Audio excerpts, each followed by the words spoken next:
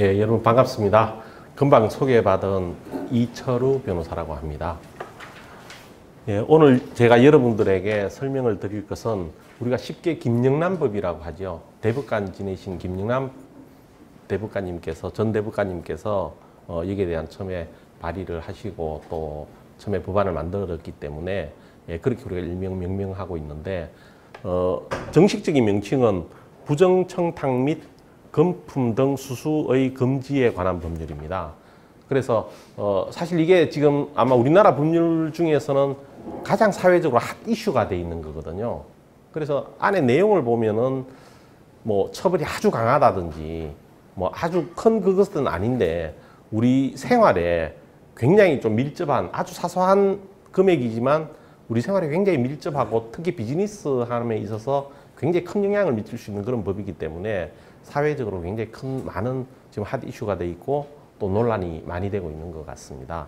그래서 거기에 대해서 오늘 두 파트로 나누어서 여러분들에게 말씀을 드리려고 하는데요. 하나는 이제 법을 소개하는 그런 취지에서 제가 주로 설명을 하나 드리고 두 번째는 그럼 기업에서 이걸 어떻게 대응 전략을 짤 거냐라는 부분에 대해서 제가 설명을 드리겠습니다. 첫 번째로 그 법에 대한 설명은 우리 권익위원회에서 순회 강연 자료로 이미 나와 있는 게 잘 있기 때문에 이 부분을 가지고 제가 주로 그 내용을 전달하고 왜 이런 법이 생겼으며 이런 법이 어떤 것을 처벌하고 어떤 것을 금지하는구나 라는 걸 소개하는 데 제가 주력을 할 거고요.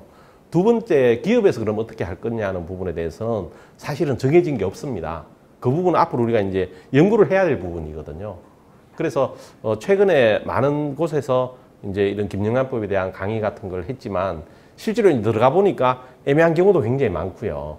또 클리어하게 답을 못 드리는 부분도 상당히 많이 있어요. 왜냐하면은 이 법을 적용함에 있어서 좀 약간 보수적으로 좀 이렇게 적용을 할 수도 있고 좀 확대해서 좀 이렇게 적용을 할 수도 있는데 그 폭이 주로 판례나 학설이 내는 걸로 정해지는데 이거는 법이 만들어져서 아직 판례 내는 게 나와 있는 게 없기 때문에 좀 너무 움츠리게 되면 할 게 아무것도 없는 게 되고요. 또 너무 많은 것을 하게 되면 또 리스크가 너무 또 커지거든요. 그래서 일단은 먼저 이 내용을 소개를 드리고 앞으로 이제 시행령이 이제 확정이 되어서 시행이 된다든지 그 후에 여러 가지 사례 같은 게 나오면 좀 더 구체적으로 되지 않나 이제 이렇게 먼저 말씀을 드립니다. 먼저 제목을 보면요. 부정청탁 및 금품 등 수수의 금지에 관한 법률이라고 이렇게 되어 있는데 이 법률에서 금지하는 게 두 개입니다. 하나는 청탁 자체를 금지를 합니다. 우리가 이제 그동안 우리가 우리나라 법에서 주로 처벌을 하고 한 것이 사실은 금품이나 이런 게 오가지 않으면 처벌을 거의 안 했거든요. 그러니까 말로 하는 거는 증거도 잘 안 남을 뿐만 아니라 말로 하는 걸 가지고 처벌한다고까지 우리가 미처 생각하지 못하지 않습니까?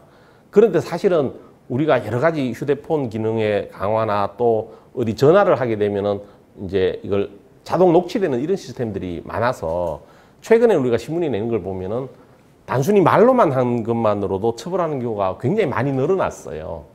우리가 주로 옛날에는 뭐 명예훼손이나 모욕죄나 뭐 이런 것만 주로 많이 처벌을 했지만 최근에는 아주 편하게 자동으로 녹취되는 이런 여러 가지 앱들이나 여러 가지 기구들이 많이 왔기 때문에 많이 발전이 되고 또 우리가 많이 사용을 하고 이랬기 때문에 단순한 말이라도 이렇게 어느 순간 녹취가 되어서 그게 오픈이 되고 나면 옛날에는 그냥 넘어갈 수 있는 것들도 그런 명백한 증거가 있으면 처벌 안 할 수가 없지 않습니까?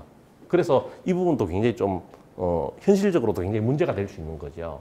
그래서 과거에는 친구에게 또 아는 사람에게 아주 편하게 말 한마디 부탁하는 것도 이제는 아주 조심해야 된다는 거죠. 물론 정당한 청탁은 상관이 없습니다. 여기서 말하는 것은 부정한 청탁을 의미하는 거거든요. 부정한 청탁. 그래서 이 법을 보면은 이제 금품 수수가 안 건너가더라도 단순한 청탁만 또 처벌을 하는 게 이 김영란법이구나. 이거 하나 기억을 하고 있어야 되는 겁니다. 그 두 번째, 금품 수수에 관한 건데요. 우리가 그동안 금품을 주고받았을 경우에는 그것이 대가성이 있어야 처벌을 했습니다. 뇌물죄나 이런 게 보면은 업무 관련성 내지는 대가성이 있어야 처벌을 하는 것인데 이 김영란법은 그 범위를 확 넓혔습니다. 업무의 대가성이 없더라도 일정 금액 이상의 돈을 특정한 사람에게 주는 자체가 처벌의 대상이 되거든요. 그러니까 이 김영란법이라는 게 크게 두 가지 측면에 있어서 법의 적용 범위를 굉장히 기존에 있던 법 시스템보다는 적용을 굉장히 넓게 했다는 것이죠. 그중에 첫째는 말로만 청탁만 하더라도 처벌된다는 거 포인트 하나 하고요. 두 번째는 직무와 관련이 없더라도 특정한 대상에게 돈을 주게 되면 그 자체가 걸린다는 겁니다. 이 두 가지가 굉장히 큰 포인트로서 이 처벌에 대한 범위를 과거에 우리가 뭐 뇌물죄라든지 뭐 명예훼손이나 모욕죄 이런 거에 비해서는 범위가 확 넓어지게 되는 것이죠.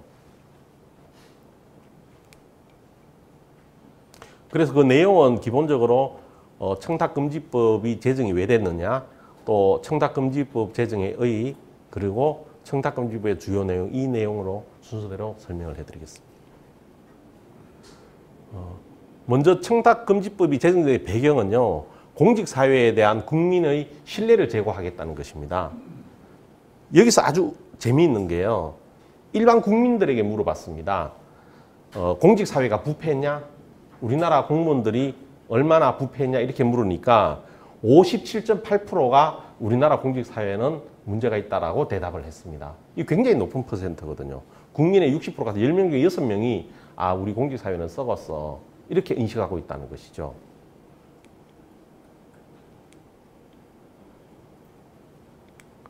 그런데 우스운 것은요, 공직사회에 있는 공무원들에게 물어봤습니다. 공직사회가 썩었냐, 부패했냐 물으니까 불과 3.4%만이 부패했다고 대답을 했다는 겁니다. 정말 인식의 차이가 엄청나지 않습니까? 국민들은 거의 절반이 훨씬 넘는 숫자가 공직사회는 부패했다고 하는데 진짜 공무원들한테 물어보니까 3.4%, 10%도 안 되고 5%도 안 되는 숫자만이 공직사회가 부패했다고 이야기했다는 겁니다.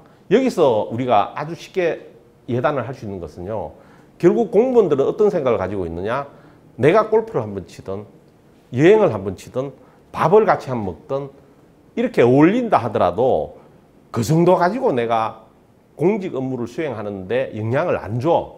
나는 밥을 같이 먹고 여행을 같이 가고 골프는 같이 쳤지만 일은 똑바로 할 거야. 또 일은 똑바로 해왔어. 이렇게 자위를 하고 있다는 이야기거든요, 스스로를. 그런데 문제는 이겁니다. 국민이거든요. 그럼 국민들에게 물어보는 겁니다. 국민들이나 다른 경쟁사에게 물어봅니다. 현재 정부에 어떤 납품을 하고 있는 업체 임원들하고 그 공무원들하고 또 공무원과 관련된 가까운 사람들하고 골프를 치러 가고 해외여행을 같이 가고 술을 마시고 밥을 같이 먹었어요. 그걸 국민들에게 물어봅니다. 저렇게 하는 게 정상적이냐고. 국민들이 아니라는 거거든요. 공무원 입장에서는 같이 밥 먹고 술 먹고 해도 일은 똑바로 해. 이렇게 스스로 자위를 하지만 일반 국민이나 경쟁업체에 물어봅니다.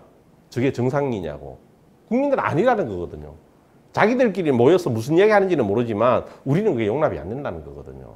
그래서 그 격차를 보여주는 거예요. 그래서 결국은 이제는 법을 만들고 법을 집행하는 것도 이해관계인들의 눈높이가 아니라 국민들의 눈높이로 간다는 겁니다. 그러다 보니까 결국은 이 김영란법이라는 게 만들어지고 시행하는 것도 그 국민의 힘으로 지금 밀어붙이는 거거든요. 그러다 보니까 거기에 대한 이해관계인들은 굉장히 불편할 수가 있습니다. 불편할 수는 있지만 지금 우리나라 사회가 선진국으로 가기 위해서는 그렇게밖에 될 수 없다는 것이죠. 그래서 우리나라 같은 경우에 지금 점수로 보면 56점 정도고요. 이게 부패 인식 지수입니다. 그리고 랭킹으로 보면 37위 정도를 하는 겁니다. 그러니까 우리나라 경제 규모가 한 10위권 안팎에 와 있는데 얼마나 청렴한 사회냐 이걸 물어봤을 때는 한 37위 정도가 되기 때문에 우리가 여기서 좀 더 도약을 하기 위해서는 이제 청렴지수 이런 부분도 우리 경제 규모에 맞게 이제 가야 된다는 것이죠. 그래서 여기 김영란법의 제정의 이 취지가 결국은 우리나라가 이제 성장함에 있어서 이제는 좀 도덕적으로도 좀 무장하지 않으면 더 이상 크기는 어렵다는 거거든요. 우리가 신문에 있는데 보면은 뭐 삼성이든 현대든 아주 큰 기업들이 대부분 뭐 배임이다, 횡령이다 이렇게 해서 신문에 너무 많이 나지 않습니까? 요즘 뭐 롯데 같은 경우도 그렇고. 그러면 롯데나 이런 브랜드가 얼마나 우리나라에서는 대단한 브랜드입니까? 그렇지만 그 오너가들이 그렇게 처벌을 받는 것을 보면 아, 우리나라에서 큰 기업이 도덕적으로 청렴하고 정말 도덕적으로 그렇지 않구나라는 이런 인식을 갖는다는 것이거든요. 그러면 외국에서 쳐다볼 때도 마찬가지라는 거죠.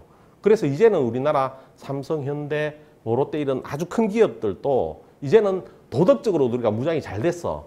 우리 청렴도의 면에서도 세계 인류 기업으로 빠지지 않아. 이렇게 가야만이 그 기업의 브랜드가 정말 세계 최고의 브랜드가 된다고 보는 거거든요. 그래서 이제는 우리나라가 경제적으로 세계 한 10위권까지 오기까지 양적 팽창을 많이 했는데 이제 여기서 우리가 진짜로 진실로 선진국 대열에 들어가기 위해서는 문화적인 선진국이 이제 받쳐야 된다는 거죠. 그러니까 단순히 뭐 편법이나 부정적인 방법으로 우리가 기업이 큰 게 아니라 우리가 사회에 정말 청렴한 방법으로 투명한 방법으로 우리가 박수를 받으면서 대기업이 됐어. 그리고 우리 브랜드는 단순히 규모가 큰 브랜드가 아니라 국민들에게 정말 편법을 안 하고 원칙을 중요시하고 투명한 방법으로 우리 브랜드가 이렇게 오래 왔어. 이걸로 이제 승부를 봐야 된다는 거. 그렇게 해야 우리가 한 번 더 도약을 하지. 안 그러고는 이 상태에서 계속 정체가 된다는 거거든요. 우리가 중국을 보면서도 그런 이야기 많이 합니다. 중국이 정치적으로는 좀 민주주의가 안 돼 있잖아요.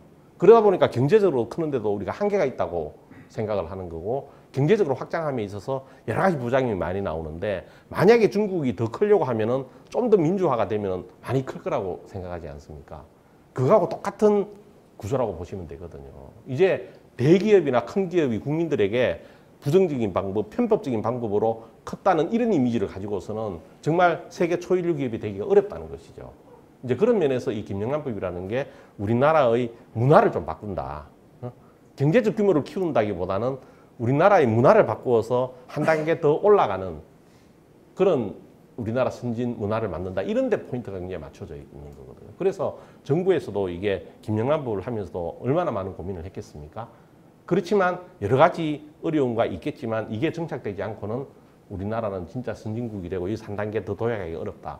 이런 측면에서 접근을 하기 때문에 아마 정부에서도 이 김영란법에 대해서 앞으로 시행을 하고 하는 것을 그냥 한번 쇼잉한다고 이렇게 하는 게 아니라 지속적으로 관리하고 또 여기에 대해서 불이익을 줄 회사는 불이익을 주고 또 잘하는 회사는 또 격려를 하고 이렇게 갈 수밖에 없다. 그렇게 저는 생각을 하고 있습니다.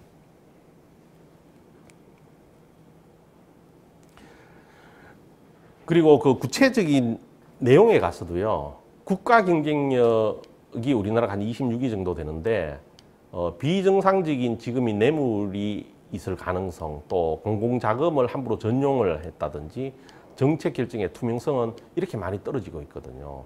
46위, 66위, 123위 이렇게 많이 떨어지고 있어서 우리가 국가 경쟁력에 비해서도 훨씬 낮은 거라는 거죠. 그래서 이런 부분에 대한 투명성을 강화하고 공공자금에 대한 거 그리고 비정상인 뇌물 이게 없어지면 그만큼 국제 경쟁력이 26위에서 10위권에 이렇게 올라갈 수가 있겠죠.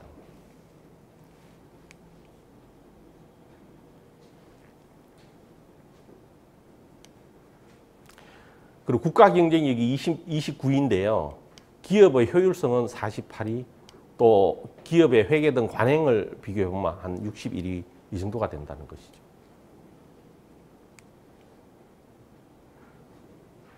그래서 이런 반부패에 대한 그 부패에 대해서 어떤 그러니까 엔티 콜랍션이라 그러죠. 여기에 대한 여러 가지 국제적인 조약이나 국제적으로도 이렇게 뭐 OECD 뇌물 방지 협약이라든지 뭐 UN 글로벌 컴팩트라든지 UN 반부패 협약이라든지 뭐 G20 반부패 행동 계획이라든지 사회적 책임 표준이라든지 이런 여러 가지의 시스템을 만들어서 주로 조약이 많죠.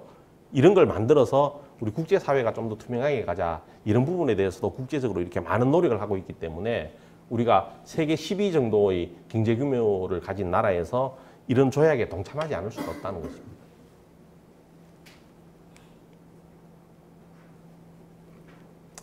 그러면은 이게 우리 이 재정의 의의를 보면요. 공공기관에 대한 국민의 신뢰를 확보하고 선의의 공직자 등을 보호한다. 이렇게 이제 그 의미를 부여를 하고 있습니다.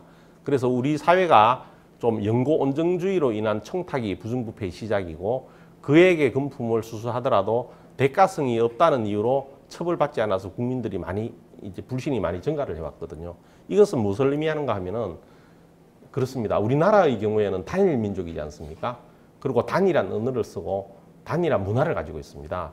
그러다 보니까 이 연고온정주의가 굉장히 이렇게 우리가 정보 속도가 굉장히 빠르지 않습니까?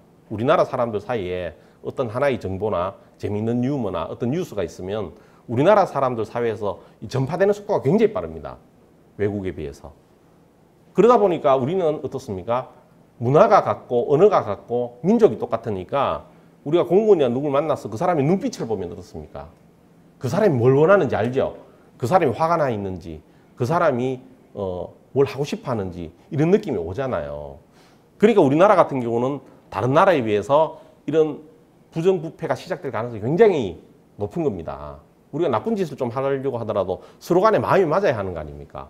근데 예를 들어서 흑인과 백인, 또 황인종과 백인 이렇게 만나면 그 사람이 화가 났는지 뭘 하는지 문화가 다르면요 우리가 행동하기도 겁나지 않습니까? 그래서 우리나라가 다른 나라보다 이런 온정주의나 이런 게 훨씬 더 이렇게 잠재가 많이 돼 있다는 거죠. 그러다 보니까 결국 어떤 일이 있어서 가서 접대를 하고 하는 것은 사실은 수준이 낮은 거죠.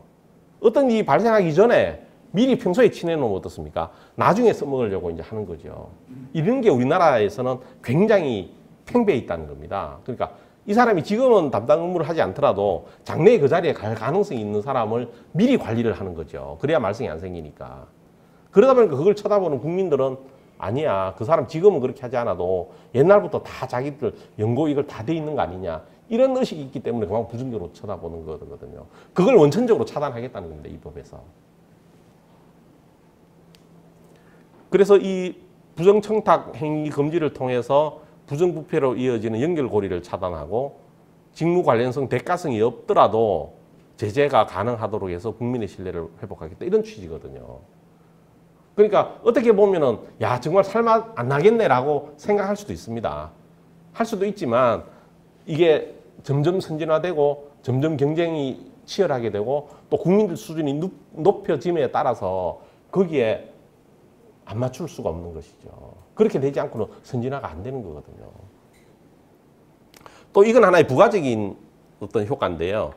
선의의 공직자를 보호한다. 예를 들어서 공직자 등이 부정청탁을 받거나 금품을 제공받을 경우에 직무수행의 공정성이 저해가 되고 또 공직자의 배우자를 통해서 간접적으로 이렇게 뇌물을 제공하는 경우가 있지 않습니까? 이런 경우에 선의의 공직자들이 피해를 볼 수가 있거든요.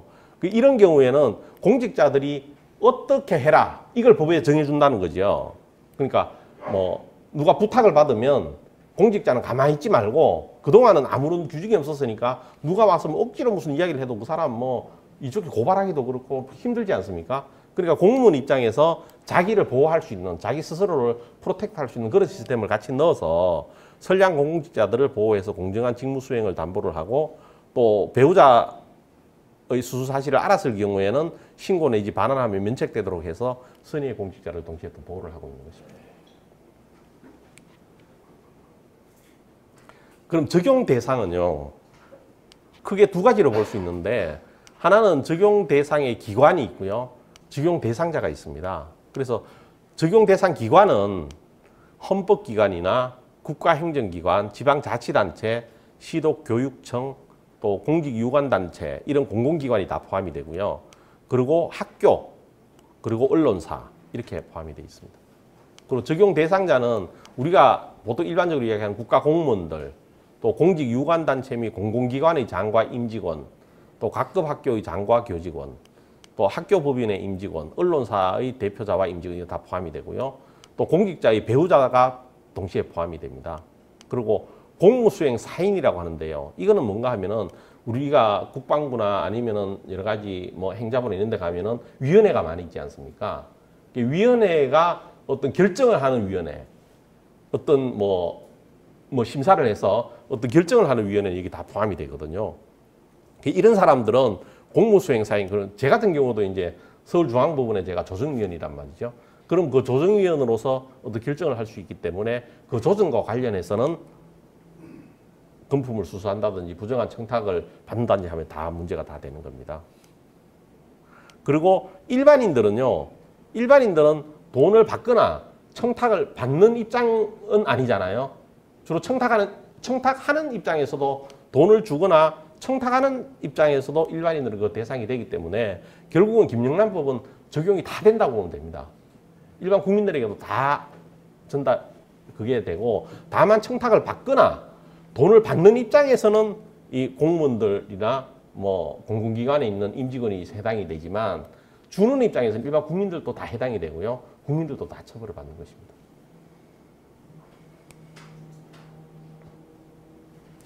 그래서 그 핵심적인 내용은 제가 처음에서도 말씀드린 것처럼 부정청탁 말로 하는 것도 금지하고요.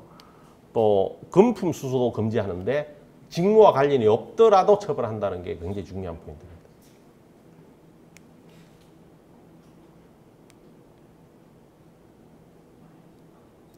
그러면 이 금지하는 걸 어떤 걸 주로 금지하느냐 하면은 부정청탁에 대한 행위를 구체적으로 규정을 하고 있는데요. 주로 인가나 허가에 대한 거, 또 행정처분이나 형벌 부과, 또 감경 면제에 대한 거, 또 채용 승진에 대한 거, 또 공공기관의 의사결정에 대한 관여, 또 직위 같은 것을 선정이나 탈락하는 이런 부분에 대한 것들, 또 공공기관이 주관하는 수상과 포상에 대한 것들, 또 입찰과 경매에 대한 것들. 그리고 이런 것도 아주 우리가 법원 주변에서 보면은 이제 경매 입찰 이런 거 들어가는 사람이 뭐 입찰이나 경매 담당하는 사람에게 뭐 얼마가 최저가로 될 수 있느냐, 뭐 또 뭐 어떤 오픈되지 않은 자료를 물어보는 경우가 많이 있지 않습니까? 이거 돈 거래 없더라도 이런 부분에 대해서도 청탁하면 그대로 다 문제가 된다는 거거든요. 특정인과의 계약, 또 보조금에 관한 거, 그리고 공공기관이 생산 공급하는 재화 및 용역에 대한 비정상적인 거래, 또 학교 입학이나 학교 성적, 또 징병검사와 병력 업무에 관한 거, 또 공공기관에서 실시하는 평가나 판정 업무, 또 행정지도 단속 대상에서 선정하느냐 배제하는 이런 문제, 또 사건의 수사에 대한 거, 재판에 대한 거, 이런 거 포함이 되기 때문에 보통 기업에서 이해관계 있는 것들은 거의 다 해당이 된다고 보시면 되겠습니다. 그거를 다시 이제 풀어서 쭉 해놓은 거고요. 그러면은 부정청탁이 안 되는데 제가 그러니까 정상적인 청탁은 상관이 없거든요. 이게 정상적으로 돼 있는 거니까 왜 해줄 걸 안 해줬냐, 이건 요구하셔도 됩니다. 그래서 법령 기준에 따른 절차 방법에 따라서 이 제도가 있는 경우에 그걸 해도 되고요. 공개적으로 뭐 이런 경우에는 특정한 행위를 해달라 이렇게 요구할 수 있고요. 또 선출직 공직자 등이 공익 목적으로 제3자 충고나 민원을 전달하는 거, 이 국회의원들이 여기에 해당되겠죠. 그리고 법정 기간 내에 업무를 처리를 해달라. 또 직무 법률 관계 등에 대한 확인이나 증명 등을 신청하거나 요구하는 것.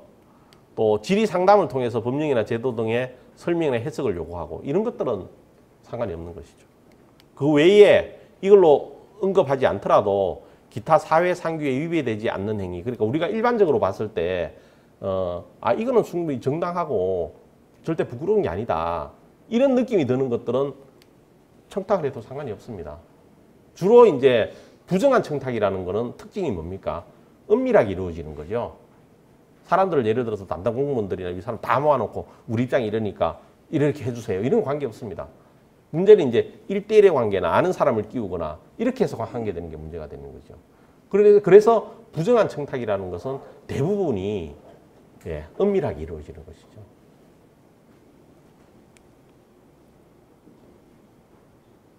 아까 그 예외사항을 글자로 한 거고요. 그럼 이런 경우 이제 어떻게 해야 되느냐, 이 도표를 보면요. 부정청탁 금지와 거기에 대한 대응은 어떻게 해야 되느냐. 공직자의 경우에는 최초 부정청탁을 받았을 경우에는 이거는 부정청탁이니까 안 됩니다라고 의사표시를 명백히 해야 됩니다. 그리고 또 연락이 와서 동일한 부정한 청탁을 다시 받은 경우에는 소속 기관자에게 서면 신고를 하도록 되어 있는 겁니다. 요거 안 해도 공무원은 이제 징계를 받도록 되어 있는 거죠. 그럼 소속 기관장은 어떻게 하느냐 하면은 수사 필요성이 있을 때는 수사기관에 통보를 하고요. 과태료 부과 대상인 경우에는 관할 부분의 위반 사실을 통보해서 과태료 처분이 이루어지도록 하고, 그리고 부정청탁 관련해서 주요 내용을 기록하고 관리를 해야 됩니다. 그리고 필요시에는 홈페이지 등에 공개를 해서 알려야 되는 거죠. 그 직원들에게 이런 부정한 청탁이 있으니까 다른 직원들도 주의해라, 이렇게 알려야 됩니다. 그리고 어떤 조치를 하나 하면은 이 담당 공직자가 부탁한 사람하고 상당히 뭐 친인척 관계에 있거나 아니면은 상당히 밀접한 관계에 있으면은 직무 참여를 일시 정지를 시킨다든지 직무 대리자를 지정을 하든지 또 공동 수행자를 지정하든지 아니면 아예 보직을 바꿔가지고 업무 분장을 변경하든지 다른데 심한 경우는 전보 조치까지 할 수 있다는 거예요.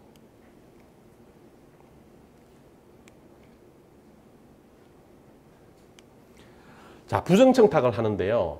자기가 자기에 대한 부정청탁하는 거는 처벌받지 않습니다. 이것까지 못하게 하면은 할 게 아무것도 없잖아요. 그리고 사실은 부정인지 아닌지 좀 애매한 경우도 있고요. 그래서 본인이 내가 만약 인허가 절차를 뭐 하려고 하는데 이거 좀 담당 공무원을 직접 찾아가서 내가 이렇게 해주세요. 이건 처벌받지 않습니다. 그런데 문제는 제3자를 통해서 하는 거는 본인 거라도 처벌을 받아요. 그러니까 내가 만약에 뭐 집에 뭐 집을 지으려고 하는데 내가 뭘 하려고 하는데 내가 포상을 받으려고 하는데 내가 찾아가서 내가 이렇게 열심히 하고 있으니까 나한테 포상을 주세요. 내가 백날 이야기해도 그거는 처벌 안 받는 거죠. 근데 문제는 담당 공무원하고 뭐 고등학교 동기나 뭐 친한 친구가 있어요. 걔한테 내가 가서 부탁을 하잖아요. 내가 이렇게 했으니까 좀 해달라고 그 사람에게 부탁해서 공무원에게 이야기해 주도록 제3자를 거치게 되면 이거는 1,000만 이하 과태료입니다. 요거부터 이제 처벌하거든요. 그러니까 본인은 처벌하지 않지만 제3자를 통해서 부정한 청탁을 하면은 1,000만 원 과태료가 됩니다. 그리고 부탁을 받은 사람이 제3자를 위해서 또다시 부탁하는 경우인데요. 만약 친구한테 부탁을 했는데 그 친구가 만약에 뭐 시에 아니면은 정부기관에 친구가 있어가지고 그 친구를 통해서 그 일반인이 부탁을 하게 되면은 2,000만 원 이하의 과태료가 처벌이 됩니다. 그리고 만약 공직자가 그러니까 예를 들어서 이쪽 소관은 A 부처의 소관인데 총무과는 그 부처는 아니에요. 근데 내가 총무과에 아는 사람이 있어서 총무과에 있는 직원에게 저쪽 해당 부서에 좀 이야기를 해달라 이렇게 해서 그 공직자가 부탁을 총무과 직원이 해당 부서에 부탁을 해주면은 3,000만 원 이하 과태료가 되는 거죠. 그리고 부정청탁을 받고 그 직무를 수행한 공직자는 2년 이하의 징역 내지는 2,000만 원 이하의 벌금에 해당이 됩니다. 그래서 우리가 보통 보면은 공무원들이 물론 벌금만 받아도 승진했는데 상당한 제약을 받죠. 근데 집행유예가 되면은 공무원도 그만둬야 되지 않습니까? 그러니까 아주 하찮은 그냥 말 몇 마디 그냥 건네주다가 집행유예도 받을 수 있다는 것이죠. 물론 경우에 따라서 질이 안 좋을 경우는 실형도 갈 수 있지만 2년 이하의 징역 정도 되면 아마 실형 가는 경우는 많이 없을 거고 아마 대부분이 집행유예 될 가능성은 상당히 있어 보이거든요. 그래서 이거 자칫하면은 집행유예도 공무원 그만둬야 되는 거니까 말 한마디 잘못했다가 집행유예 될 수가 있다는 거죠. 그래서 부탁하는 사람도 조심해야 되고요. 부탁받는 사람도 조심해야 되고 이제는 어디 가서 말 한마디 부탁하기도 굉장히 이제 어려운 그런 상황이 됐다는 것입니다. 자, 예를 들어서 보면요. 개발 제한 구역 내 토지를 소유하고 있는 A가 담당 공무원 C에게 토지 형질 변경 허가를 하였는데 해당 토지가 개발 제한 구역상의 형질 변경 허가 요건을 못 갖추는 거 알면서도 찾아가서 직접 부탁을 한 경우에 토지 소유자가 하면요. 토지 소유자는 제재 대상에서 제외됩니다. 본인 거니까. 근데 공무원이 만약에 이게 미비한데 해주고 나면요. 2년 이하의 징역 내지는 2,000만 원 이하의 벌금이고요. 부탁했을 때 거절하는 사를 명백히 표시하면은 징계나 처벌 안 받겠죠. 요거는 개발 제한 구역 내 토지를 소유하고 있는 A가 담당 공무원 C에게 신청을 했는데 요걸 친구인 B가 허가를 받을 수 있도록 해달라. 이렇게 해서 부탁을 했고 이에 토지 소유자 A의 친구 B는 자기 자신의 친구인 담당 공무원 D를 통해서 허가를 받을 수 있도록 청탁을 했다. 이렇게 됐을 경우에요. 토지 소유자 A는 자기가 직접 부탁하면 처벌 안 받는데 자기 친구에게 부탁을 했기 때문에 1,000만 원 이하의 과태료가 떨어지게 됩니다. 그리고 이 친구인 B는 이걸 가지고 다시 부탁을 했다면은 2,000만 원 이하의 자기가 아니니까 2,000만 원 이하의 과태료에 처해지고요. 만약에 지방세 담당 공무원에게 부탁을 해서 지방세 담당 공무원이 해당 공무원에게 다시 부탁을 한 경우에는 여기는 3,000만 원 이하의 과태료가 되고요.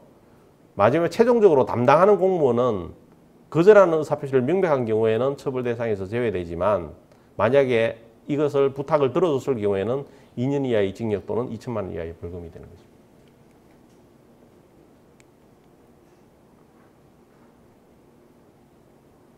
요건 이제 회사의 경우인데요. 건설회사에서 소속 직원 A가 건축법령을 위반하여 건축허가를 내줄 것을 건축허가 담당 공무원에게 청탁을 한 이런 경우에 보면요.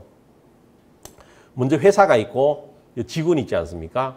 직원이 있고 직원이 담당 공무원에게 이렇게 부탁을 했을 경우에 청탁금지법에 보면은 양벌 규정이 있습니다. 양벌 규정이 있어서 이렇게 부탁했을 경우에 기업이 2천만 원 이하의 과태료를 받습니다. 그리고 그러니까 직원이라 하더라도 이게 자기 일이 아니고 부정한 청탁이라 그러니까 기업이 있으면 기업의 대표이사나 임직원은 정당한 청탁이면 업무 수행으로 볼 수가 있지만 부정한 청탁의 경우에는 기업의 업무로 보여지지 않는다는 것이죠. 그러면 심지어 대표이사가 우리 회사 거를 부탁을 하더라도 부정한 청탁이면 3자가 청탁한 게 되는 것입니다. 본인께 아니고요.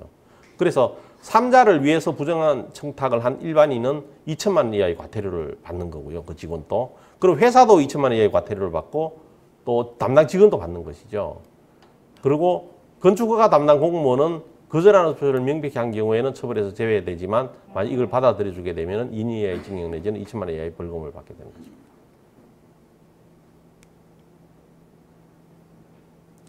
그래서 이게 사실 기업에서는 이게 굉장히 중요한데요. 종업원 등이 법인 단체 또는 개인의 의무에 관하여 위반한 경우에는 그 행위자를 벌하는 외에 법인 단체 또는 개인에게도 벌금 또는 과태료를 부과한다는 거고요. 다만 법인 단체 또는 개인이 그 위반 행위를 방지하기 위하여 해당 업무에 대해서 상당한 주의와 감독을 게을리하지 않았을 경우에만 사업주가 면책이 되거든요. 그럼 여기서 상당한 주의와 감독을 게을리하지 않았다. 이게 굉장히 중요해요. 요게 이제 주로 기업에서 이런 조치를 해놓으면은 사업주가 면책이 되기 때문에 기업에서는 요 시스템을 이제 잘 해놔야 되는 것이죠. 그래서 결국은 양벌 규정을 함으로써 민간 부분의 청렴성을 확보하는 장치로 이렇게 하고 있다는 것이고요. 다음 금품 수수 부분에서 보면요.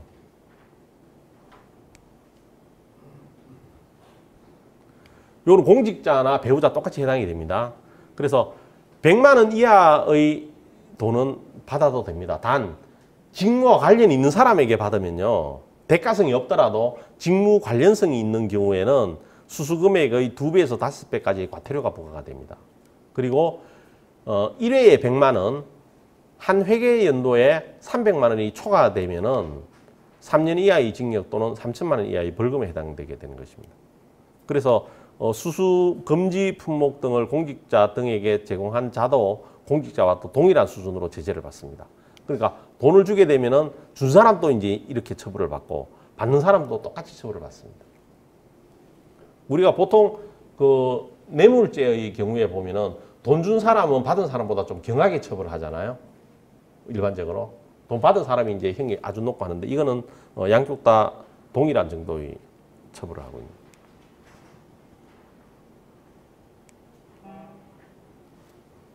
그리고 금품이라는 게 뭐냐?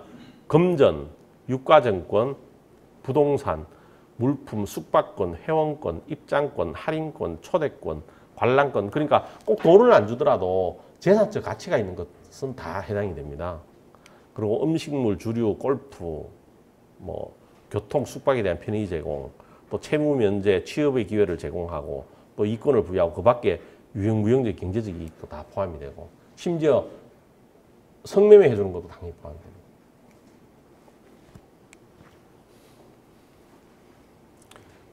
그러면 그 중에서 이제 예외적으로 허용되는 물품, 이건 우리가 이제 상식적으로 생각하면은 이 정도는 괜찮지 않겠나라고 우리가 일반적으로 당연하다고 생각하는 것은 많이 설치를 해놨는데요. 여기 보면 공공기관이 소속 파견 공직자 등에게 지급하거나 상급 공직자 등이 위로 격려 포상 목적으로 하급 공직자들에게 금품을 제공하는 경우, 또 원활한 직무 수행, 사교, 의뢰, 부조 목적으로 제공되는 것 중에 대통령이 정하는. 요게 보면은 뭐 3만 원, 5만 원, 10만 원 하는 거 있잖아요. 그거 이제 여기에 해당되는 거고요. 그리고 사적인 거래가, 정상적인 거래가 정당한 권한에 따라서 제공되는 경우, 뭐 공직자 친족이 제공하는 거, 또 단체에서 정하는 공직자 등과 관련해 단체에서 정하는 바에 따라서 구성원에게 이렇게 제공이 되는 경우예요. 또 공직자의 직무와 관련된 공식 행사에서 주최자가 참석자에게 통상적으로 일률적으로 제공하는 이런 것들. 그리고 불특정 다수인에게 배포하기 위한 기념품, 홍보품, 뭐 경품 뭐 이런 것들. 이런 것들은 사회 상규에 반하지 않는 거기 때문에 이런 부분에 대해서는 허용이 되는 것입니다.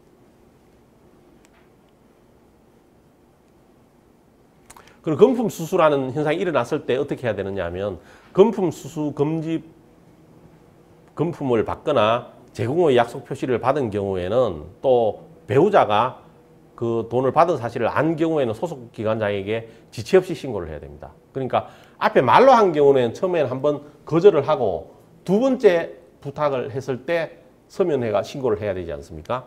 근데 돈에 대한 것은 첫째는 수수금지 품목의 제공자에게 안 받았을 경우는 바로 반환을 하든지 거부의사 표시를 해야 되고요.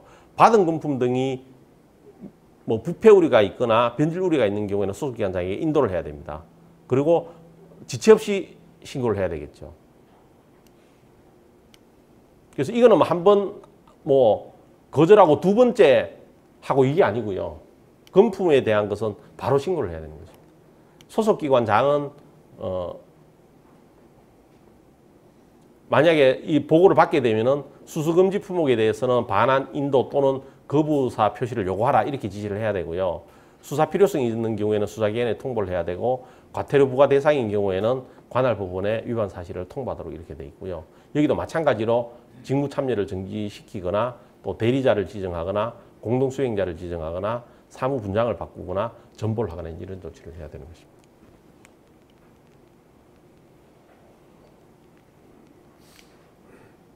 그리고 공무원들이 어디 가서 강의하는 경우가 있습니다. 강의하는 경우에도 과거에는 뭐 금액이 정해져 있지 않았으니까 뭐 몇백만 원도 받고 막 이렇게 했지만 지금은 경우에 따라서 대통령이 영이 정하는 금액으로 해서 뭐 50만 원, 30만 원, 그 직급에 따라서 쭉 금액을 설치를 해놨거든요. 그래서 그 이상 줘서도 안 되는 것입니다.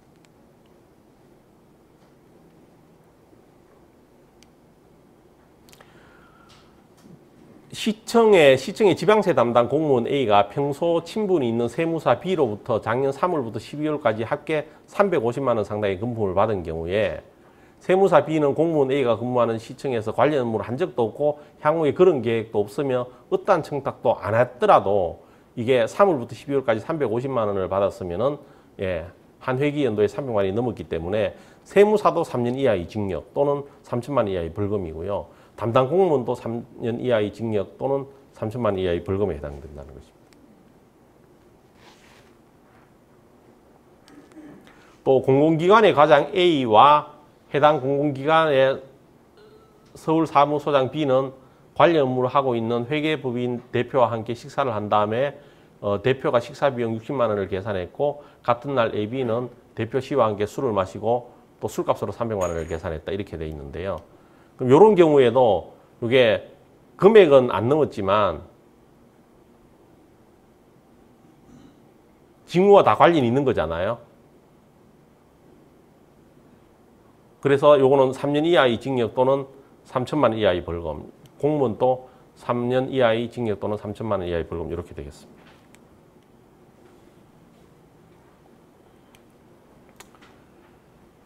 그리고 도의 건설위원회에서 건축회사가 건축하고자 하는 건축물에 대한 사항을 심의 대상으로 상정을 했는데 그 소속 임원 B는 70만 원 상당의 양주를 또 소속 직원 C는 30만 원 상당의 상품권을 소속 직원 D는 30만 원 상당의 식사를 심의위원으로 참여하는 국립대학 교수 A에게 각각 제공하고 접대를 받았다 이렇게 됐을 경우에요. 먼저 임원 B는 140만 원에서 300원 요 과태료가 되고요. 그리고 C도 과태료죠. 금액이 100만 원 안 되니까 D는 요것도 과태료죠. 근데 요거를 다 받았는 심의위원은 3년 이하의 징역 또는 3천만 원 이하의 벌금이 되고요. 기업은 양벌 규정에 따라서 B가 했는 요 과태료하고요.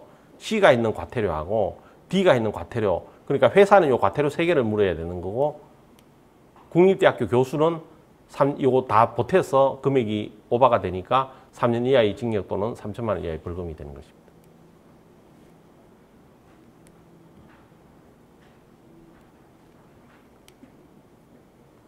요 문화정책과장 A의 배우자 C가 남편의 고교 동창이며 시에서 문화 창작 지원금을 지원받고 있는 감독 B로부터 30만 원 상당의 오페라 초대권 2장을 받은 경우에 오페라 감독은 과태료를 받게 되고요. 그리고 문화정책과장하고 배우자는 만약에 공직자가 몰랐던 경우는 당연히 처벌 안 되겠죠. 또 알고 신고한 경우에도 처벌되지 않고요. 그리고 알고 신고한 경우에는 처벌되지 않고 알고 신고도 안 한 경우에는 과태료 처분이 될 것입니다.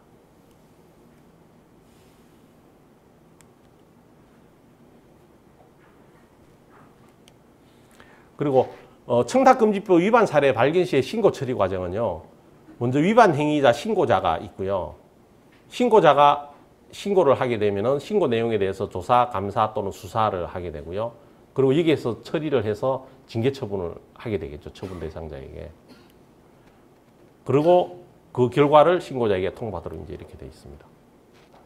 그리고 요걸 처리하는 과정에서 나름대로 수사기관에 신고를 하든지 하게 되면은 거기서 공소제기 또는 과태료 부과 요청을 하게 되고 관할 법원에서 형사처벌을 하든지 과태료 부과 처분을 하게 됩니다. 그리고 신고한 사람에 대한 신고 비밀 보장, 또 불이익 금지, 또 신고자의 신변 보호, 또 신고자의 책임 감면, 이제 이런 규정을 두고 있고요. 또 신고자에 대해서 일정 경우에 포상을 하도록 이제 이렇게 되어 있습니다. 네, 그래서 앞에 권익위원회에서 만든 자료는 제가 대충 다 설명을 드렸고요. 혹시나 여기에 대해서 질문 사항이 있으면 질문 받겠습니다.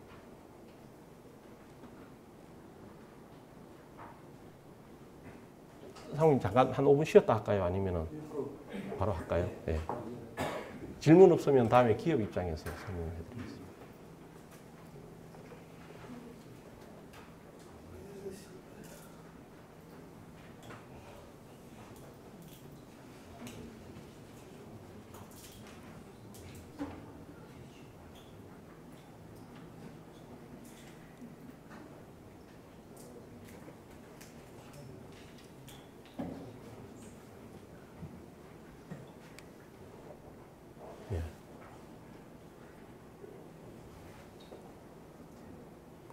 예. 현재 정부에서는 그 김영란법의 제정에 대한 그 이유를 공공기관에 대한 국민의 신뢰를 확보하고 선의의 공직자 등을 보호하는 제도로서 우리나라 공직사회의 투명성을 제고하는 것이 법 제정의 취지다. 이렇게 좀 전에 설명을 했습니다. 그런데 그 파급 효과를 감안을 하면요. 과연 기업 입장에서는 그동안 기업의 홍보, 영업활동, 특히 대관 업무 활동에 있어서 전면적인 전략의 수정이 필요한 그런 시점이 있거든요. 그러니까 결국은 이제는 말로 청탁을 해도 걸리고 또 직무와 관련 없이 돈을 줘도 걸리는 거고 직무와 관련해서는 100만 원 이하의 아주 작은 돈도 지금 걸리기 때문에 그동안 대부분의 비즈니스가 큰 돈은 아니지만 같이 밥도 먹고 같이 운동도 하고 이러면서 많이 이제 비즈니스를 했다면은 그런 부분들이 대부분 다 김영란법에 저촉이 되기 때문에 기업 입장에서는 전체적인 좀 수정이 좀 불가피한 그런 상황이죠. 그러니까 적어도 부정한 청탁이라는 거 빼고 또 금품 들어가는 거 빼고 나머지를 가지고 이제 영업을 해야 되는 거거든요. 그 나머지를 어떤 툴을 가지고 이제 접근하고 영업하고 회사를 홍보하고 이제 이렇게 할지를 이제 연구해 봐야 되는 게 기업의 이제 하나의 큰 과제로 떠올랐다는 것입니다.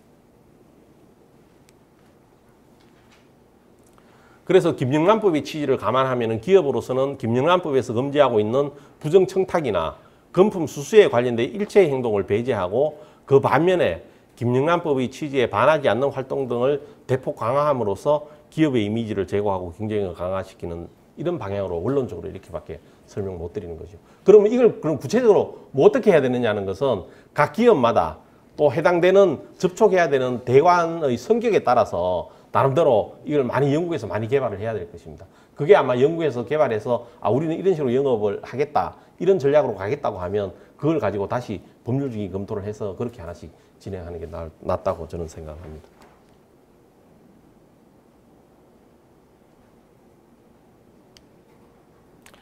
김영란법에서는 주로 금지하고 있는 게 공직자나 공무수행사인 또 일반인에 대해서도 다 적용이 된다고 제가 말씀을 드렸고요. 그러므로 공공기관이 아닌 기업의 경우에는 부정청탁을 하거나 금품을 제공하는 측면, 또 다른 기업으로부터 협업하는 차원에서 부정청탁을 하거나 금품을 제공하는 경우 등을 제일 조심을 해야 되는 겁니다. 그러니까 지금 이제 기업의 경우에는 청탁을 받거나 또 돈을 받는 이런 입장은 아니지 않습니까? 해야 되는 입장이죠. 청탁을 해야 되는데 만약에 다른 기업이 우리하고 협업을 하는 경우에는 그 회사를 위해서 우리가 제3자를 위해서 해주는 이런 경우는 발생할 수가 있거든요. 그래서 그런 경우는 굉장히 조심을 해야 되고, 그리고 기업들도 이제 협업을 할 때 협업하는 상대방 기업의 파트너도 이제는 잘 선택을 해야 됩니다. 왜냐하면 그 상대방, 우리가 협업을 하고 동업을 하고 협약하는 그 상대방이 잘못해서 우리가 같이 끌려가는 경우도 발생을 하거든요.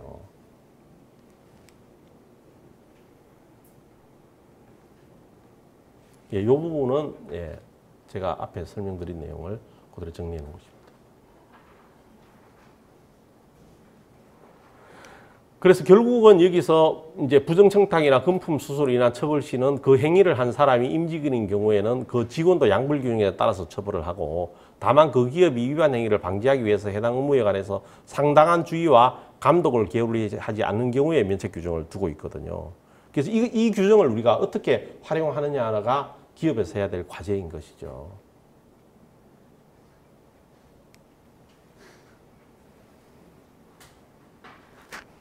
그럼 이런 그 양벌 규정이요, 가장 큰 특징이 그겁니다. 우리가 꼬리 자르기라고 하는데요. 뇌물, 형사적인 뇌물의 경우에 만약에 임직원 중에 하나가 그런 뇌물 제공에 대한 문제가 되면은 그 대부분이 사업주나 아니면 기업의 대표한테는 꼬리 자르기를 합니다. 이거는 내 선에서 이루어졌고 보고한 사실도 없고 이건 내가 알아서 한 거다. 이렇게 해서 위에 영향이 안 가도록 해놨거든요.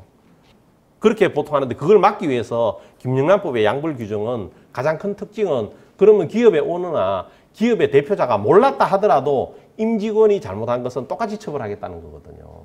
그렇게 되면은 직원이 뭐 한 5명, 10명 있는 경우는 우리가 관리가 되지만, 직원이 1000명, 2000명, 3000명이 된 경우는 사실 기업의 대표자가 관리할 수가 없잖아요. 관리할 수가 없는 상황에서 발을 사용하는 일도 기업이 책임을 져야 되니까 굉장히 억울할 수가 있겠죠. 그래서 이 규정을 두고 있는 것입니다. 그래서 만약에 임직원이 처벌을 받아서 기업이 김영란법으로 처벌을 받을 경우에는 회사의 대국민 이미지 저하로 인해서 기업의 신뢰도가 하락하고 이미지가 굉장히 떨어질 수가 있는 것이죠. 그리고 나중에 제가 설명할 텐데, 요거 레드 플래그라는 게 있습니다. 요 L 빠졌네요. 레드 플래그가 있는데, 레드 플래그라는 거는 빨간 깃발을 이야기하는 거거든요. 그래서 이제 김영란법이 앞으로 좀 더 강화가 되면은 김영란법을 위반을 한 사실이 있거나 또 할 가능성이 많은 이런 기업들은 레드 플래그를 붙여가지고 이런 회사하고는 서로 간에 계약을 하거나 서로 협업을 하는데 상당히 좀 조심을 해야 됩니다. 그래서 이런 용어가 있습니다.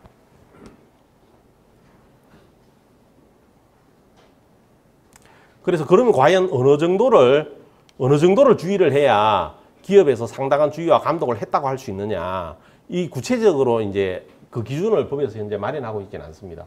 이 부분에 대해서 국민권익위원회에서 마련할지 안 할지도 제가 잘 모르겠어요. 왜냐하면 이게 어느 정도를 해야 상당한 주의나 감독을 해야 되는지 이 부분에 대해서는 기업마다 상당히 특수성이 있어서 국민권익위원회가 일률적으로 만들기는 상당히 어렵지 않나 이런 생각이 들거든요.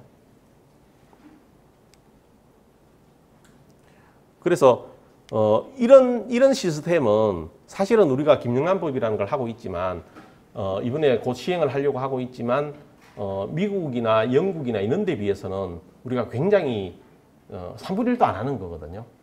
그래서 우리가 미국에서 어떻게 하고 있는지를 보면 앞으로 우리가 이 법이 앞으로 어떻게 강화돼 나가고 우리 회사에서 어떻게 좀 하는 게 좋겠다 이런 부분에 대해서 상당히 도움이 될 수 있을 것 같아서 그 부분을 설명을 해드리겠습니다.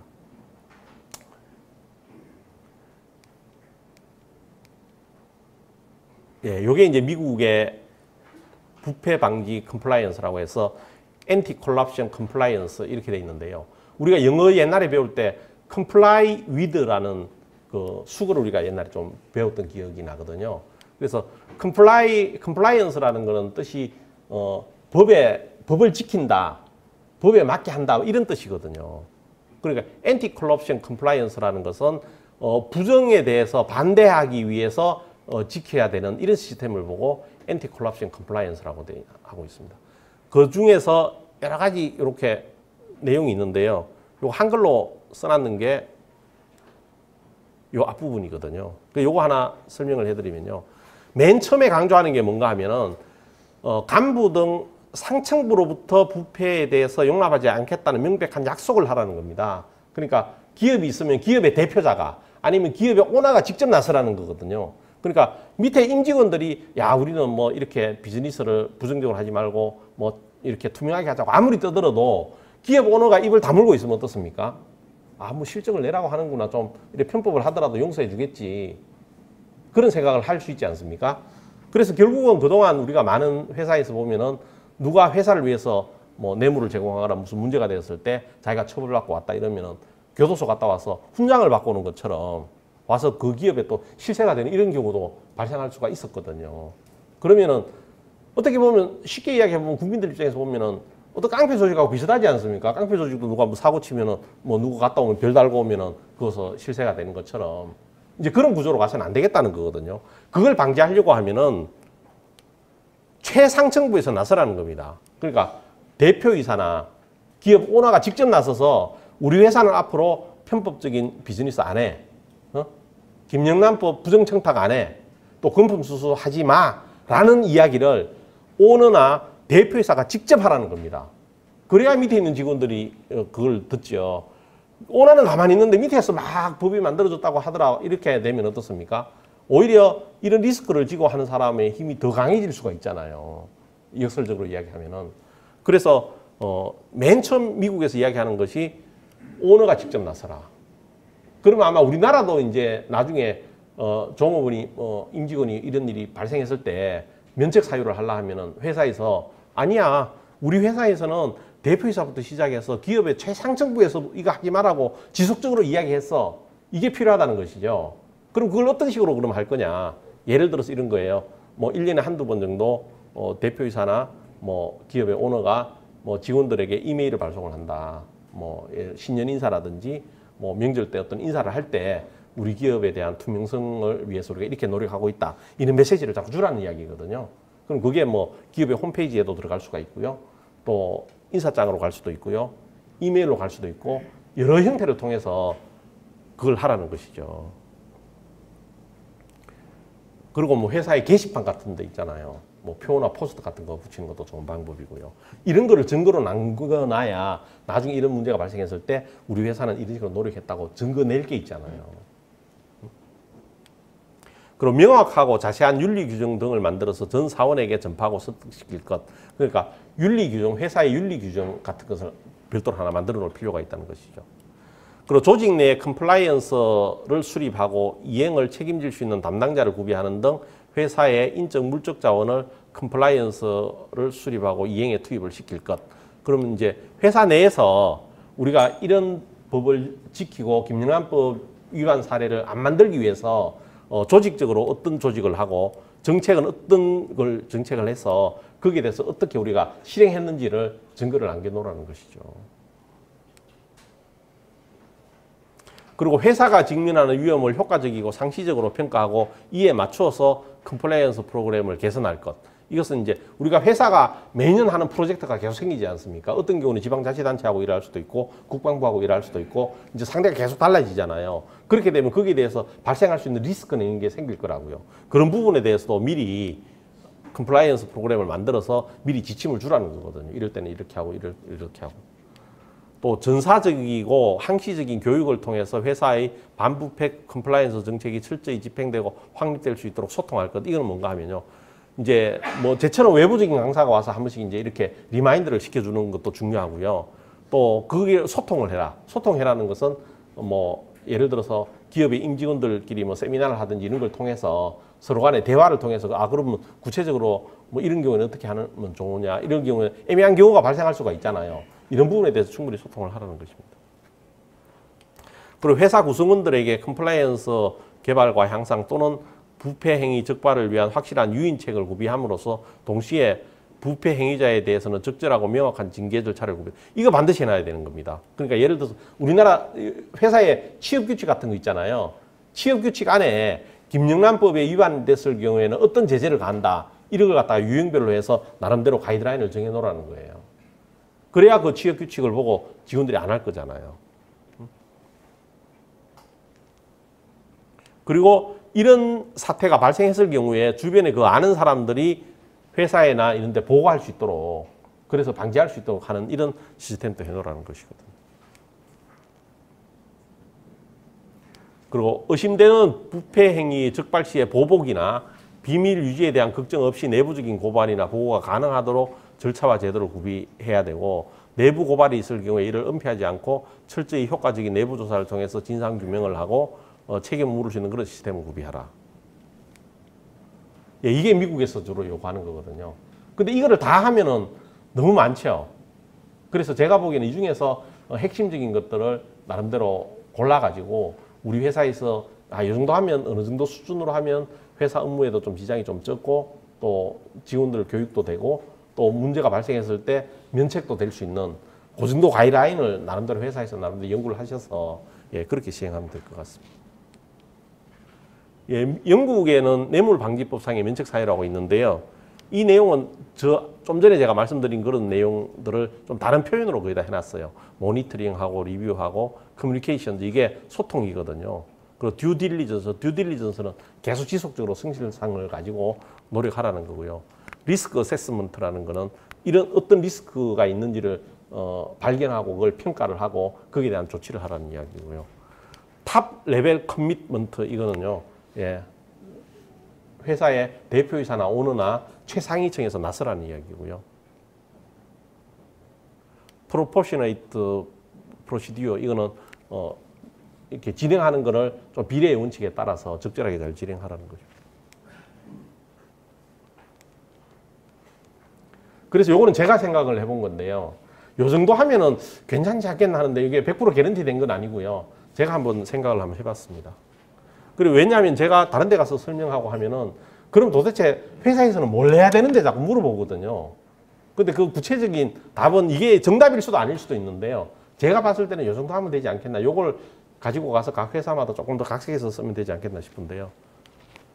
서약서를 처음에 진구를 하는 겁니다. 신입 직원들, 또 기존에 있는 직원들, 특히 대관 업무 또는 홍보 담당 직원이나 뭐 이런 직원들에게 서약서를 받는 겁니다. 처음에 입사할 때 내가 회사에 입사해서 이 부정적인 방법으로 영업이나 이런 걸 해서 회사에 절대 피해를 안 끼치겠다. 이런 서약서를 처음에 받는 거. 그리고 기업의 대표자가 안내문을 방송하는 거. 또 사내 윤리 규정을 제정하는 거. 또 징계 규정을 정비해서 하고 징계위원회를 구성해서 그 내용을 넣는 거. 또 회사 내 준법 감시팀을 구성하는 거. 또 예를 들어 청렴 지킴이나 이런 거를 사업장마다 비치를 해서 미리 이런 걸 예단해서 사고 발생 가능성이 있을 때 미리 좀 이렇게 발견할 수 있도록 하는 거. 또 부정 사례 신고 시스템을 구비하는 거. 또 표나 포스터 같은 거 활용하는 거. 또 인터넷이나 홈페이지를 활용하는 거. 자가 진단 프로그램, 요게 좀 중요하지 않나 싶은데요. 자가 진단 프로그램을 회사마다 만들어서 주기적으로 대관 업무 하시는 분이나 홍보 업무 하시는 분이나 이런 분들이 그러면 뭐 2달 만에 한 번, 아니면 분기별로 한 번씩 내가 지난 분기 동안에 어떻게 해왔는지를 스스로 점검하는 그런 프로그램이 좀 중요할 것 같고요. 또 정기적으로 이제 우리가 여러 가지 뭐 앞으로 여러 가지 사례가 나올 거예요. 이제 뭐 시범적으로 뭐 걸린 분들도 계실 거고, 또 국민권익위원회에서 여러 가지 샘플링이나 자료 같은 게 업데이트가 계속 될 겁니다. 이런 부분에 대한 정기적인 교육, 또 사내 세미나나 토론회를 통해서 소통과 교육을 하고요. 또 나름대로 사내 매뉴얼을 한번 작성하고 공부하고요. 또 레드 플래그를 지정해서 좀 관리를 하고, 그러니까 아까 레드 플래그는 제가 좀 전에 설명드린 바와 같이 과거에 이런 위반의 전력이 있거나 아니면 앞으로 이런 가능성이 굉장히 많은 사람들, 이런 사람들에 대해서 이걸 지정하고 별도로 좀 관리를 할 필요가 있다. 네, 그런 말씀을 드리겠습니다.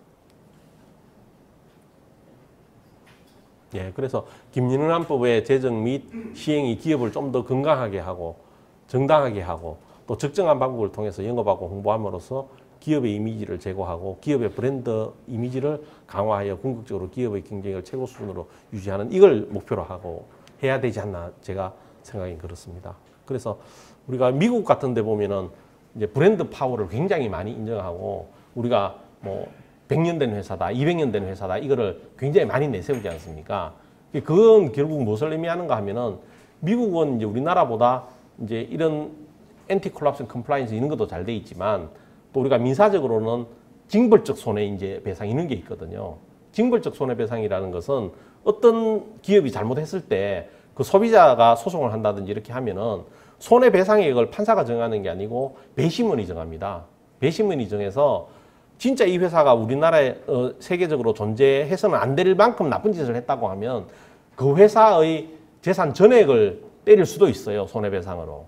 예를 들어서 미국에 이제 이런 케이스가 있었습니다.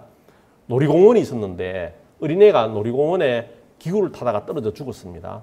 그럼 우리나라 같은 경우에는 걔가 평생 벌 돈에다가 뭐 자기 잘못 빼고 뭐 빼고 위자료 하고 하면은 뭐 한 2, 3억 정도 주면 대부분 끝나거든요. 근데 미국에는 그걸 이제 배심원한테 붙이니까 뭐라고 했나 하면은 그럼 이 회사가 사고가 이번에 처음 났느냐? 옛날에도 사고가 났느냐? 그럼 옛날에도 사고가 여러 번 났는데 계속 안 고치고 있었다고 이야기를 하면은 떨어져 죽은 사람은 얘 하나지만 그 앞에 놀이기구를 탔는 애들은 떨어져 죽을 각오를 하고 다 탄 거 아니에요. 자기는 인지는 못했지만 그 리스크를 충분히 있었음에도 불구하고 자기 돈벌이 하는데 그걸 썼잖아요. 그럴 경우에는 배심원이 그 회사의 재산을 다 평가해서 그 재산의 2배씩 이렇게 때려버립니다. 손해배상액을. 그럼 그 회사는 죽어버리잖아요. 그러니까 이제 미국 같은 경우는 기업이 100년, 200년 됐다는 의미는 우리가 그런 나쁜 짓을 안 하고 이렇게 잘 버텨왔어. 그렇게 해서 그게 뭐 50년 됐다, 우리 회사는 100년 됐다, 우리 회사는 우리가 신스 언제 이렇게 써놓잖아요. 그걸 써놓는 이유가 우리는 100년, 200년 동안 기업을 했지만 우리 회사가 망가질 정도로 그렇게 나쁜 일은 안 했어 라는 이런 개런티가 되는 거거든요. 그래서 이제 브랜드가 굉장히 좀 높게 평가되는 거고요. 우리나라의 경우에도 이제 이런 제도가 이제 점점 정착돼 나감으로써 이제 기업에 대한 브랜드 또 기업이 오래되면 오래될수록 그 히스토리에 대한 브랜드 가치를 점점 인정해주는 그런 사회로 가지 않겠나 싶은 생각이 듭니다. 그리고 이거 말고 영문으로 된 거는 요 뒤에 있나요? 아, 제가 이제 그 미국의 엔티 컬럽션 컴플라이언스 그 내용을 보니까 뭐 다른 내용은 빼고 이제 그 용어 몇 개를 이렇게 쭉 한 보고 이거는 설명을 해드리면 괜찮겠다 싶어서 해가 왔습니다. 요거는 클로나이시즘이라고 하는 건데요. 요거는 어떤 건가 하면은 어떤 능력이나 퀄리피케이션이 안 되는 사람에게 어떤 혜택을 주는 이런 거예요. 그래 요런 감정이 이렇게 서로 간에 형성이 될 수 있도록 만드는 게 이제 뭐 금품을 제공한다든지 청탁한다든지 그 인간적인 유대를 이렇게 만들어가는 요런 거를 없애야 된다라고 이제 하는 그런 개념으로 이건 돼 있고요. 킥백이라는 용어가 있더라고요. 킥백이라는 거는 어떤 누구와 계약을 해주는 대가로 이제 그 계약의 했던 거래 대금의 일부를 뒤로 받는 거죠. 그걸 이제 킥백이라는 용어를 쓰고 있고요.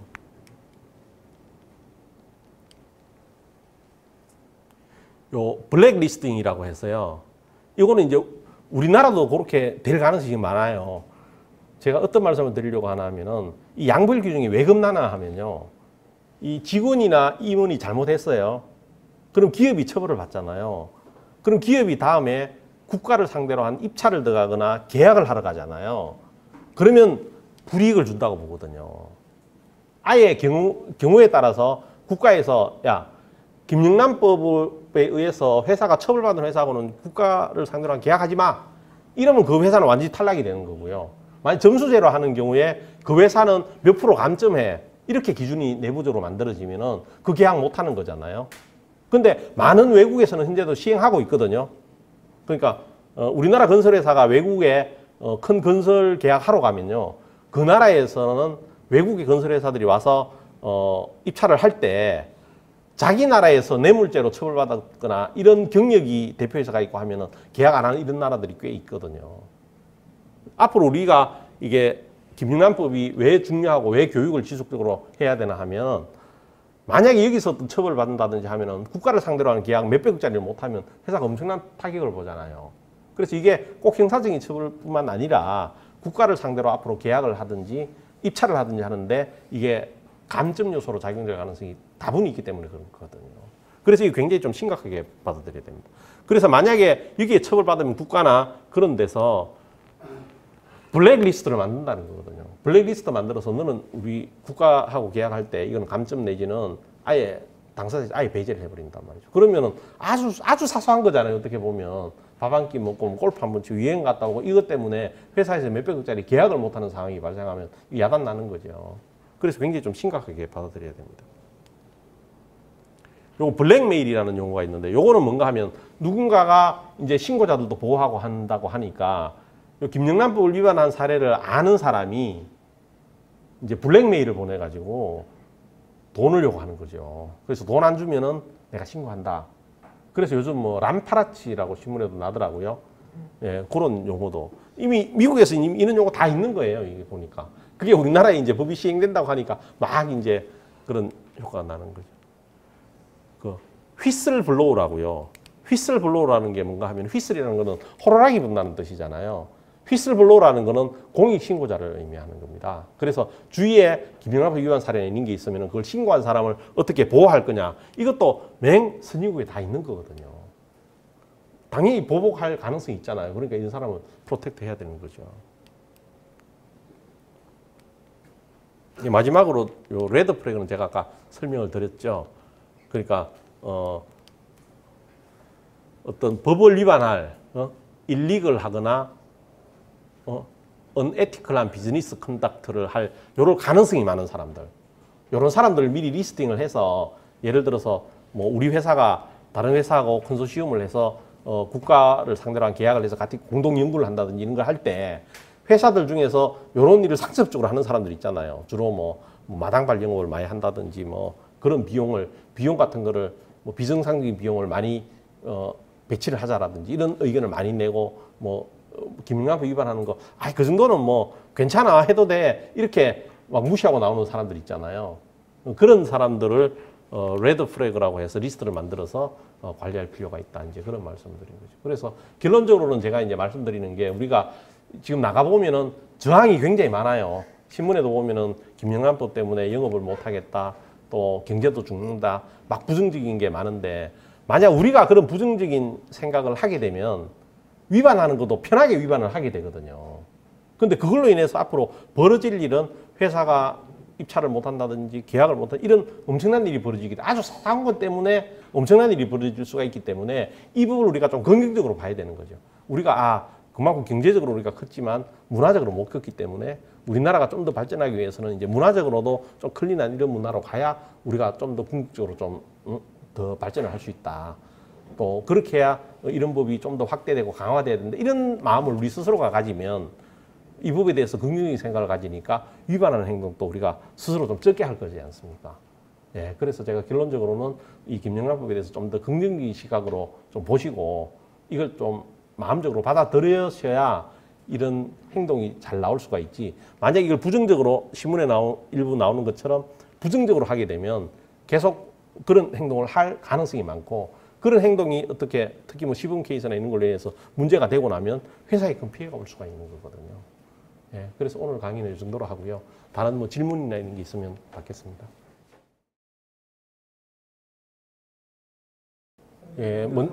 먼저 청탁하고 상담의 관계는요. 사실은 뭐 상담하면서도 청탁할 수 있는 거고요. 예, 그래서 저는 그 부분에 대해서 아주 실무적으로 보면은 표현을 잘할 필요가 있다고 저는 생각이 듭니다. 그래 가서 봐달라든지 눈 감아줘 이런 용어 있잖아요. 이게 절대 이제 쓰시면 안 되는 것 같아요. 왜냐하면은 눈 감아줘라는 게 비정상적으로 해달라는 이야기고, 예? 이 좀 봐줘 이런 이야기는 절대 하시지 말고 대부분의 이야기 할 때는 이 정도 같으면 충분히 요건이 맞으니까 당연히 해줘야 되는 거 아닙니까? 이렇게 말씀을 해야 되는 거죠. 만약에 상대방에서 어떤 누군가 녹음을 한다고 생각하면 그러니까 뭐 부정한 청탁이지만 나는 정당하다고 생각할 수가 있잖아요.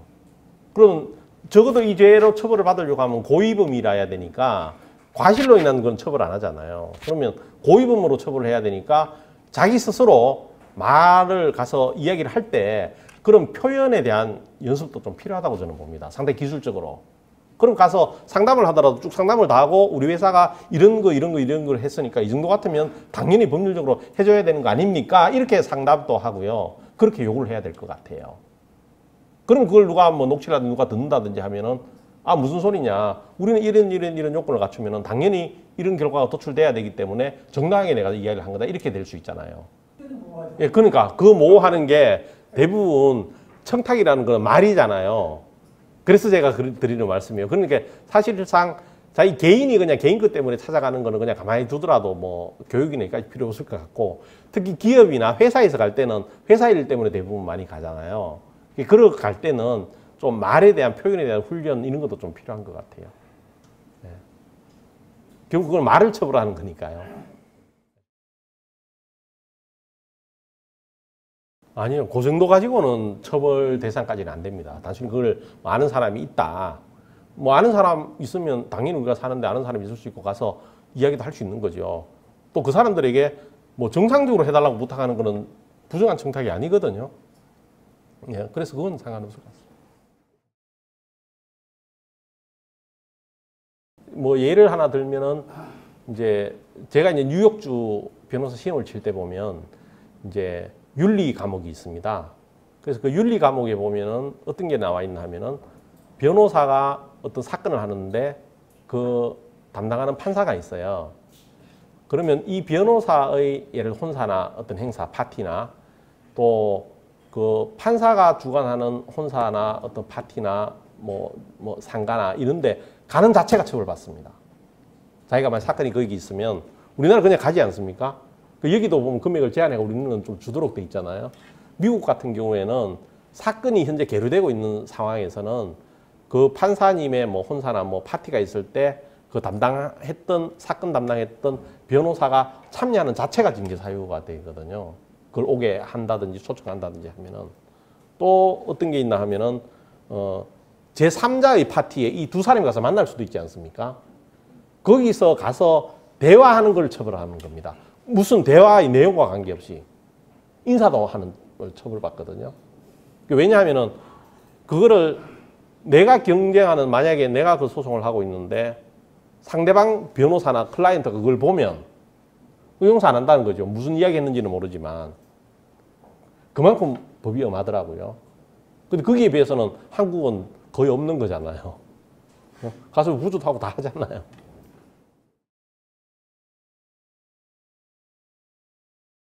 예, 저도 그런 생각이 듭니다. 이걸 하면서 결국은 굉장히 중요한 포인트를 질문을 해주셨는데요. 지금 이제 김영란 처음 시행하지 않습니까? 그리고 또 법 규정이 이제 사실 선진국에서 하는 거 3분의 1도 안 된다고 제가 말씀드렸지 않습니까? 김영란법이 이제 어느 정도 좀 정착이 되고 적용 범위가 좀 넓어지면 이제 그럴 필요성이 현실적인 필요성이 생긴다고 보거든요. 그래 저도 앞으로 김영란법이 좀 정착이 되고 또 적용 범위가 확대되고 점점 강화될수록 로비스트법이나 이런 거를 입법화해서 만들고자 하는 그런 노력들이 계속적으로 나와서 결국은 그런 제도가 만들어지지 않겠나. 예, 저도 그렇게 생각하고 있습니다. 지금은 아직은 아닌 것 같고.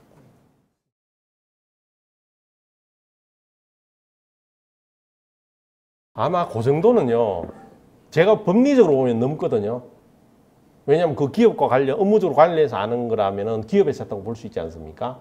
근데 그 정도는 아마 국민권익위원회 이런 데서 매뉴얼을 지금 손을 보고 있다고 하는데 남대로 지침을 주지 않을까 싶거든요. 그거는 이제 예정할 수 있는 거잖아요, 굉장히. 근데 이론적으로는 안 된다고 보셔야 되고요. 만약에 이론적으로 본다면은 나는 이 회사 일 때문에 알았고 또 그 혼주와 고등학교 친구가 있다. 그러면 그 고등학교 친구가 했는 10만 원은 자기가 고등학교 친구 때문에 한 거고 나머지 그런 연고가 없는 사람은 비즈니스적으로 알았기 때문에 10만 원은 요거는 별개다. 이렇게 주장해 볼 수는 있습니다. 왜냐하면 사람마다 그 사람의 그 혼주하고 이 친소관계가 다 다르지 않습니까? 그 중에 뭐 친척도 있을 수가 있고 뭐 또 대학 동문도 있을 수가 있고 여러 가지 형태가 있는데 근데 원칙적으로는 안 된다고 보셔야 됩니다. 그거는 이제 1회라는 거를 어떤 범위로 보느냐가 중요한데요. 이제 이렇습니다. 예를 들어서 저녁을 먹고요. 바로 2차를 갔다. 그건 일회성으로 보이겠죠. 그죠? 그건 일회성이라고 보는 거죠.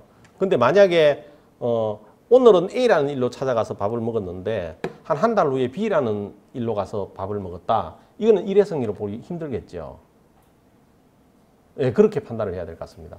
그러면은 매일 찾아가서 일주일 동안 계속 밥을 먹은 경우는 어떻게 되느냐. 그러면 찾아간 경위나 시점이나 또 같이 밥을 먹은 이유나 이런 걸 봐서 이게 일회성이 아니냐 이렇게 판단을 해야 될 것 같습니다. 제가 보기에는 시기가 좀 떨어져 있고 처음에는 뭐 인허가와 관련해서 먹었다가 나중에는 또 다른 뭐 하자나 이런 것 때문에 먹었다가 사유가 다르면은 같은 거라고 보기 좀 어려울 것 같습니다.